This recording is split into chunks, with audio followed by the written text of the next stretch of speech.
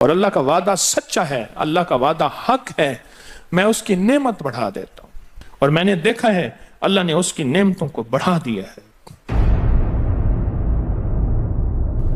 ایک درویش تھے، ایک مسجد ہے کوبے والی، ان میں ان کی قبر ہے۔ کوئی زیادہ سال نہیں گزرے، زیادہ زیادہ 40-50 سال گزرے ہوں گے۔ وہ جب دنیا سے فوت ہو گئے تو ان کی دل کی دھڑکن بہت تیز تھی۔ دل زندہ ہے کہ نہیں، فوت ہو گیا۔ ڈاکٹر کو بلایا، اس نے کہا جی جسم سارا فوت ہو گیا ہے۔ اس نے کہا انہوں نے کہا دل نہیں مرا۔ میں ان کی قبر پہ کبھی کبھار جایا کرتا ہوں، ایک مسجد کے ایک کونے میں ہے، وہ دل زندہ تھا، دھڑک رہا تھا۔ آخر طے ہوا یہ دل زندہ ہی رہے گا، اس اللہ کی امانت کو لحد میں پہنچا دو۔ وہ دل زندہ کیوں تھا؟ اس شخص کے، اس درویش کے کچھ معمولات ہیں، میں بتاتا ہوں۔ وہ کبھی وضو کا پانی ضائع نہیں کرتے تھے، وضو اہتمام سے کرتے تھے، تھوڑے پانی سے وضو کرتے تھے، مسواک استعمال کرتے تھے۔ وہ ہر وقت بندہ ذکر کرتا تھا، اور کبھی سورۃ ملک نہ پڑھی ہو اور سوئے ہوں، سورۃ ملک یاد کی، پھر یاد کی، پھر یاد کی سورۃ ملک، اور کبھی اور درود پاک کا اہتمام کرتے تھے۔ لیکن پڑھتے کیسے تھے؟ آج ایک درود پاک پڑھنے کی ادا مجھ سے سیکھ لیں اور مجھے سکھا دیں، ہم سب سیکھنے والے ہیں۔ رسول اللہ صلی اللہ تعالی علیہ وسلم کا، میرے کملی والے کی اداؤں کا استحضار کرتے ہوئے، میرے حضور کی وفاؤں کا، میرے حضور کے احسانات کا، احسانات ساری کائنات کے جتنے بھی ہیں ان کے احسانات ہیں۔ میرے حضور کے جو احسانات ہیں ان سے بڑھ کے کوئی احسان نہیں۔ کسی نے امام زید سے پوچھا، جن کے نام پہ زیدی سادات ہیں، وہ ڈوب کے کچھ پڑھ رہے تھے، بہت ڈوبے ہوئے۔ کسی نے پوچھا کہ آقا کیا پڑھ رہے تھے؟ فرمایا درود پاک پڑھ رہا تھا۔ اور پوچھا کہ حضرت یہ ڈوب کے کیا؟ کہا اپنے بڑوں کے احسانات کا استحضار تھا کہ انہوں نے ہم پہ احسان کیا۔ امام زید کی ادائیں ہیں، استحضار ہو ساری کائنات کے احسانات، لیکن جو احسان میرے کملی والے کا ہے وہ کسی کا ہو نہیں سکتا۔ جو احسان میرے آقا کا ہے وہ کسی کا ہو نہیں سکتا۔ احسانات ہوں۔ اچھا، پہلے تصور میں آئیں گے، پہلے زبان پہ، پھر تصور پہ، پھر توجہ پہ، اور پھر ایک وقت ایسا آئے گا، ایسا محسوس ہوگا کہ میرا حضور ہے، ان کے ہاتھ مبارک ہیں، حوض کوثر کا پیالہ ہے، وہ مجھے دے رہے ہیں، میں پی رہا ہوں، اور اس کا ذائقہ میری زندگی میں کبھی جائے گا ہی نہیں۔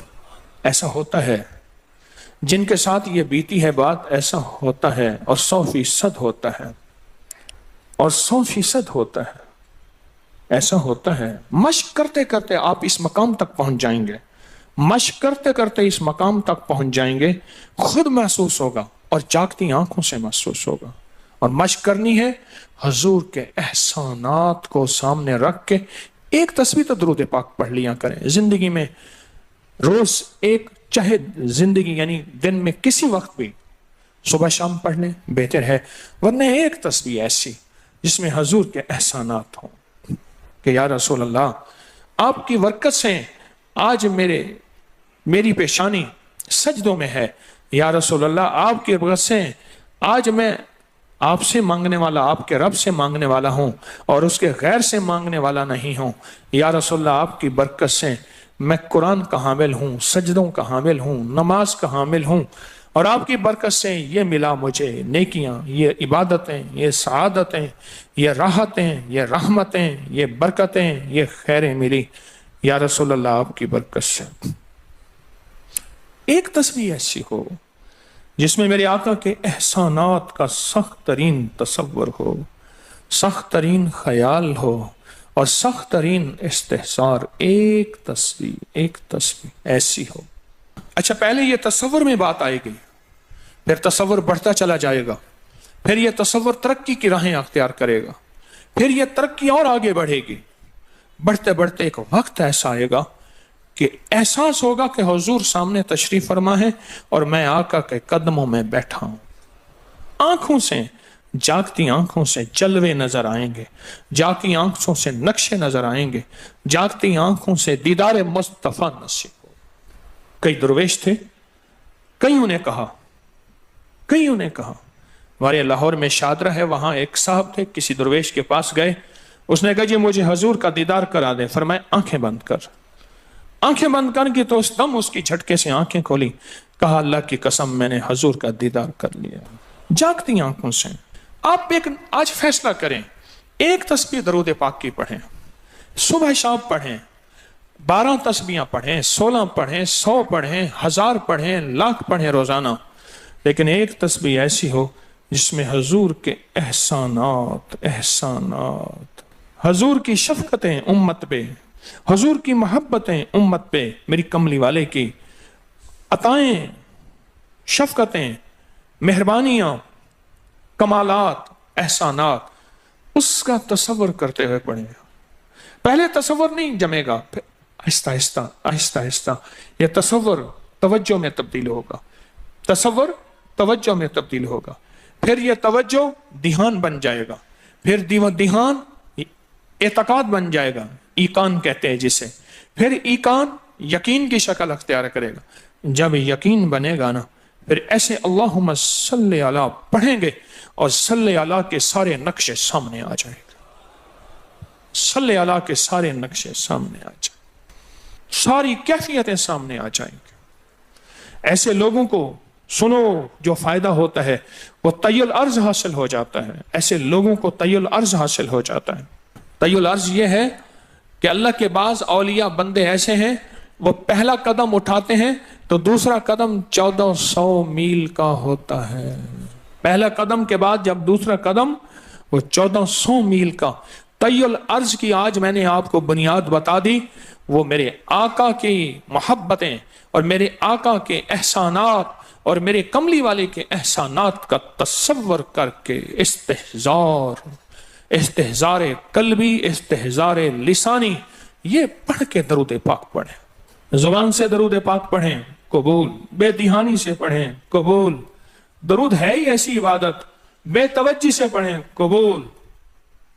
مصروف زندگی میں پڑھیں، قبول. وضو پڑھیں، قبول. بے وضو پڑھیں، قبول. پر ایک تسبیح کوئی ایسی بھی پڑھ کے دیکھ لیں جو میری آخرت کا سامان بن جائے، اور دنیا میں مرنے سے پہلے اللہ میرے دل کی آنکھیں کھول دے. چہرے کی تو کھلی ہیں، اللہ دل کی کھول دے. ہاں، دل کی آنکھیں جس کی کھل جاتی ہیں وہ زندگی میں کامیاب، دنیا میں کامیاب، عزتوں کے تاج، شان و شوکت کے تاج. جس کی دل کی آنکھیں کھل جاتی ہیں وہ نامراد بھی ہے نا تو بامراد ہو جاتا ہے. اور جو بندہ حضور کے احسانات کے ساتھ ایک تسبیح درود پاک کی پڑھے گا وہ نامراد سے بامراد ہوگا. اور بامراد کیسے ہوگا؟ ذرا غور سے سنیں. بامراد کیسے ہوگا؟ ذرا غور سے سنیں. بامراد ایسے ہوگا کہ اللہ پاک اگر اس کی پیشانی پہ بدبختی، شقاوت، ذلت، لعنت لکھی ہے، اللہ درود پاک استحضار سے پڑھنے کی برکت سے اس کی پیشانی پہ رحمت، عطا اور شفقت، مہربانی، محبت اور کرم لکھ دیتا ہے. ایک تسبیح ایسی پڑھ لیں جس ایک تسبیح پہ استحضار ہو، دل کی کیفیتیں، دل کی گہرائیاں ہوں. جس ایک تسبیح پہ، اس ایک تسبیح کے بعد پھر آپ اپنے وجود کو دیکھیں. ایک فائدہ اور ہوگا جو جنہوں نے یہ عمل کیا انہوں نے بتایا. ایک فائدہ اور ہوگا، وہ فائدہ یہ ہوگا کہ جسم ہواؤں میں تحلیل ہو جائے گا. یہ وجود ختم ہو جائے گا، یہ جو موجودہ وجود ہے. دیکھیں آپ جو خواب دیکھتے ہیں نا وہ بھی آپ کا وجود ہوتا ہے، وہ روح کی دنیا کا وجود ہوتا ہے. یہ تن اور من کی دنیا کا وجود ہے. اس وجود کو فنا ہے، روح کی دنیا کے وجود کو فنا نہیں ہے، بقا ہے. پھر آپ کو روح کی دنیا کا وجود ملے گا، اور روح کی دنیا کا وجود پھر کائنات کی سیر کرے گا اور کائنات کے جلوے دیکھے گا، کائنات کے مظاہر اور منظر دیکھے گا. پھر آپ زبان پہ نہیں لا سکیں گے کہ لوگوں کے برتن چھوٹے ہیں. اور فرمایا پھر یہ شخص اپنے آپ کو چھپائے گا ایسے جیسے کوئی ناپاک کپڑے کو چھپاتا ہے، اپنے عیبوں کو جو چھپاتا ہے ایسے اپنی اس ولایت کو چھپائے گا. ایک تسبیح سے ابتدا ہوتی ہے، ایک تسبیح سے. میرے شیخ رحمت اللہ علیہ نے مجھے 1984 میں بیعت فرمایا اور اس ایک تسبیح کے پڑھنے کی ترتیب فرمائی. اللہ کرے مجھے بھی مل جائے. مشق کریں، محنت کریں، ایک تسبیح ایسی مل جائے درود پاک کی جو میرے وجود کے اندر کے سارے نظام کو دھو دے، میرے من کو، میرے تن کو دھو دے، میرے جذبوں کو دھو دے، میری آنکھوں کو، میرے کانوں کو دھو دے، میرے ہاتھ پاؤں کو دھو دے، میری ناپاک تنہائیوں کو دھو دے، اور ایسا دھو دے کہ جب اللہ کے حضور حاضر ہوں، جیسے میرا کفن سفید ہو ایسے میرا دل بھی سفید ہو، سیاہ نہ ہو. یہ ایک تسبیح میری زندگی میں، ایک تسبیح ایسی ہو. میرے حضور کا احسان کر، آپ کے احسانات.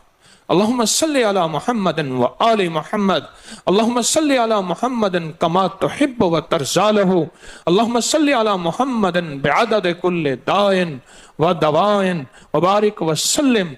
کوئی بھی درود، مسنون درود ہے، اسے پڑھیں، ایک تسبیح پڑھیں، پر پڑھیں ایسے. اور میں یہ نہیں کہتا کہ صرف ایک ہی پڑھیں، یہ میں ابتدا بتا رہا ہوں، یہ ابتدا بتا رہا ہوں. اگر اس ابتدا میں ایک تسبیح ایسی پڑھنی شروع کر دیں، زندگی کمال، حیرت انگیز کمال. ٹینشن کا علاج آخری درجے کا، ذہنی دباؤ تناؤ کا علاج، ہائی بلڈ پریشر کا علاج، لا علاج بیماریوں کا علاج، الجھی ہوئی زندگی کا علاج، ناممکن مسائل کا علاج اور پریشانیوں کا علاج، دکھوں کا علاج، مسئلوں اور مشکلوں کا علاج، ایک تسبیح دھیان سے پڑھی ہوئی. پھر ایک تسبیح کریں گے کیا؟ یہ فرشتوں کو ہدیہ کریں کہ میرے آقا کی بارگاہ میں پہنچائیں. نیک زمزم کی روحیں ان کو ہدیہ کریں، میرے آقا کی بارگاہ میں پہنچائیں. اور اللہ کے نیک ولیوں کو، صالحین کو ہدیہ کریں، اور نیک جنات کو ہدیہ کریں. ہاں، یہ ایک تسبیح ہدیہ کریں. فرمایا کتابوں میں ہے، جتنی بھی نیک روحیں ہیں اس دنیا میں، کائنات میں، جہاں بھی وہ بندہ فوت ہوتا ہے، ہر نیک روح، جنتی روح زمزم کے کنویں میں اس کا قیام ہے، اس کا مسکن، اس کا قیام زمزم کے کنویں میں ہے. اور جتنی بھی بدکار روحیں ہیں وہ دنیا میں جہاں بھی مرے، ان کا قیام برہوت ایک کنواں ہے جو یمن میں ہے، اس کنویں میں ان کا قیام ہے. حضرت شیخ الحدیث نے اپنی کتاب میں لکھا رحمت اللہ علیہ نے، فرمایا کہ ایک شخص تھا، امانتیں رکھتا تھا، لوگ امانتیں اس کے پاس رکھتے تھے. ایک شخص امانت رکھ کے اس کے پاس سفر میں گیا، عرصے کے بعد آیا تو وہ فوت ہو گیا تھا.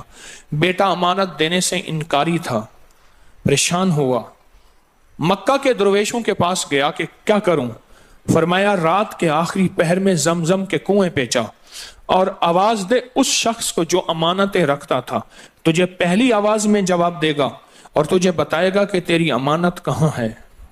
رات کے آخری پہر میں گیا، سلام کیا، اس شخص کو آواز دی، آواز نہ آئی، پھر آواز دی، جواب نہ آیا، پھر 3 بار، آخر واپس آیا. صبح درویشوں کے پاس پھر گیا، کہنے لگے اِنَّ لِلَّهِ وَإِنَّا إِلَيْهِ رَاجِعُونَ. لگتا ایسے ہے کہ وہ زمزم کے کنویں کی روح نہیں ہے، لگتا ہے کسی خطا کی وجہ سے کسی پکڑ میں ہے.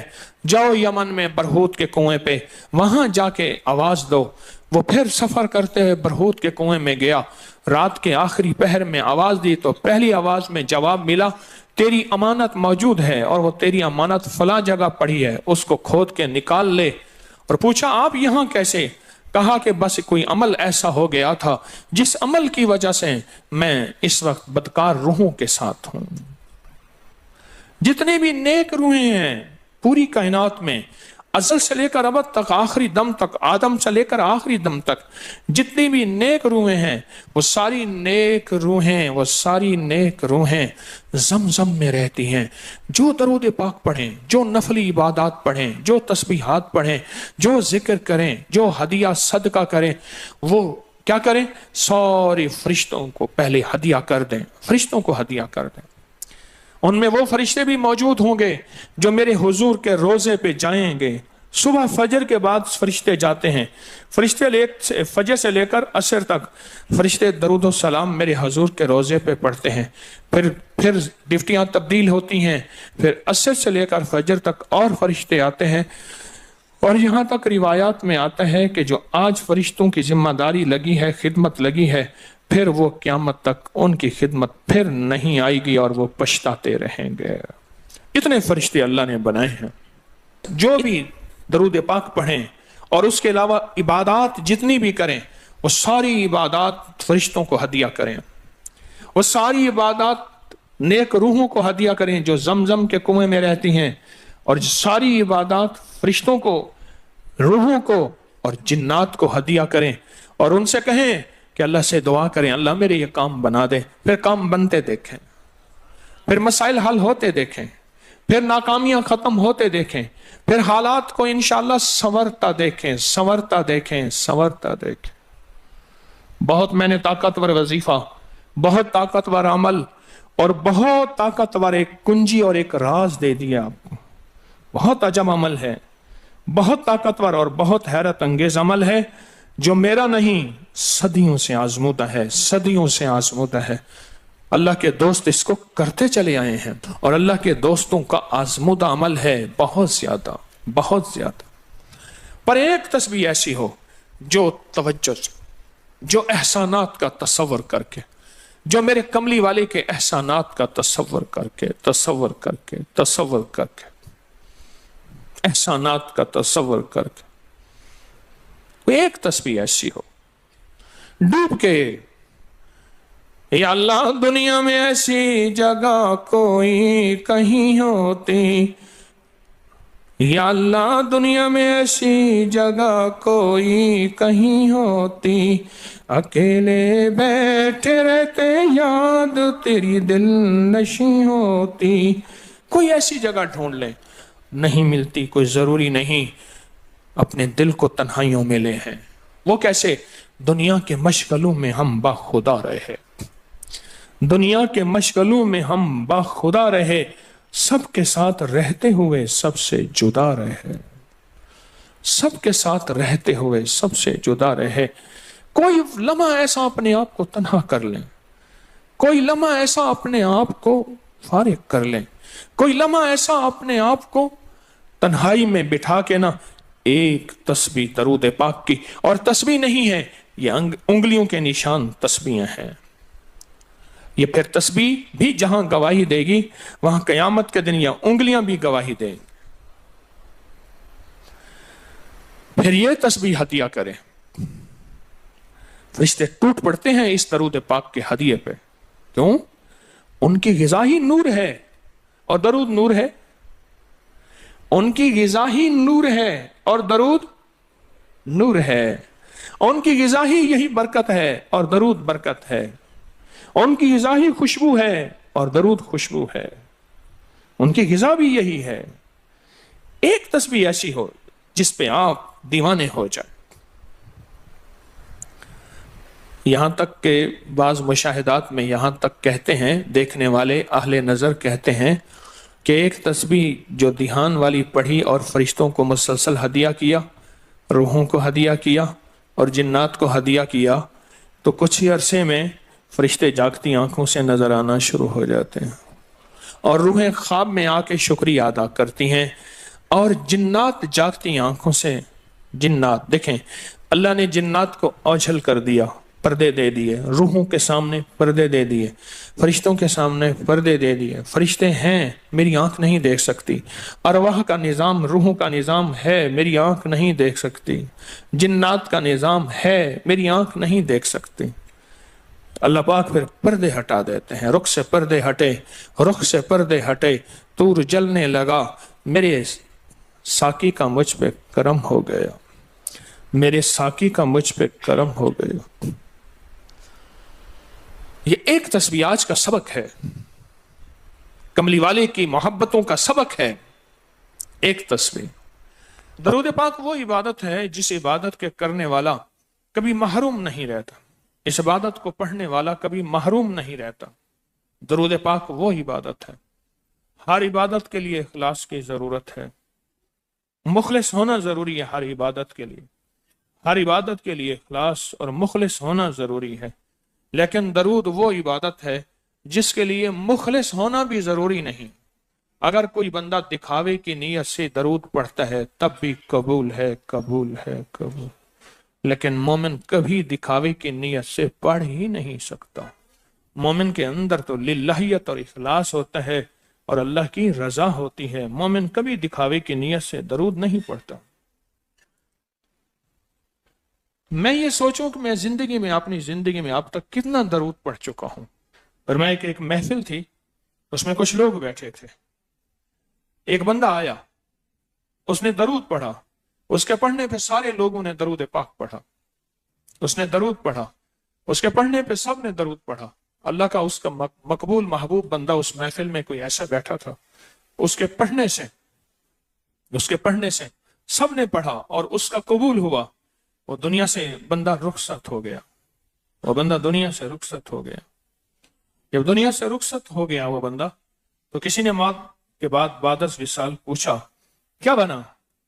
कहने लगे, अल्लाह जल्ल शानहू ने मुझे बख्श दिया, और बख्शा इसलिए मैंने दरूद पढ़ा था, और मेरे दरूद पढ़ने पे किसी ने दरूद पढ़ा था, और उसकी अल्लाह की बारगाह में उस बंदे की इतनी अजमत और हैसियत थी कि उसका भी कबूल हुआ तो सबका भी कबूल हुआ। एक कातिब था, कातिब, ये कंपोजर जिसे कहते हैं, किताबत करते हैं, लिखते हैं किताबें, कुरान पाक। कातिब था।